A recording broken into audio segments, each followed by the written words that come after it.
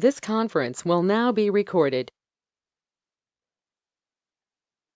Thank you very much for joining me in our second video, and the title of this video is Currencies are quoted in pairs. Now, before we get into the actual presentation, please take a look at this risk disclaimer. Just give you a few seconds and then we'll move on with the presentation.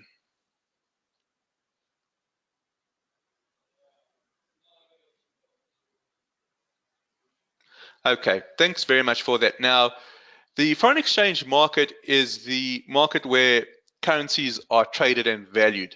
And the idea is to buy a currency that you think is going to rise in value, or to short a currency you think is going to fall in value. Now, you need to understand that when you're going long or buying a currency that you think is going to rise, you are invariably going to be selling a second currency. And when you go short or selling a currency that you think is going to fall, you're invariably going to be buying a second currency. And this is because currencies are always traded in pairs, and there will always be a dual transaction. Now, it has to be this way. Currencies are always going to be quoted in pairs because it gives the exchange meaning.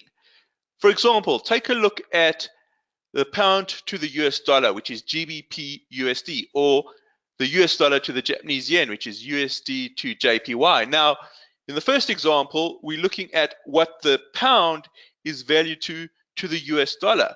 And in the second example, we're looking at what the US dollar is valued to the yen. Now, if I came up to somebody and said, what is the pound doing today?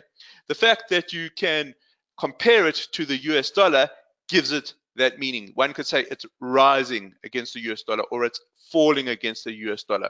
Similarly, if someone said, what's the US dollar doing? Well, the question is, what's it doing against which currencies? Are you measuring against the euro? Are you measuring against the pound? So the fact here, we can see the US dollar is measured against the Japanese yen, and we can see if it's appreciating or it's depreciating versus the Japanese yen. So thanks very much. That's where we're going to leave it for this video, and I look forward to talking to you in our next video.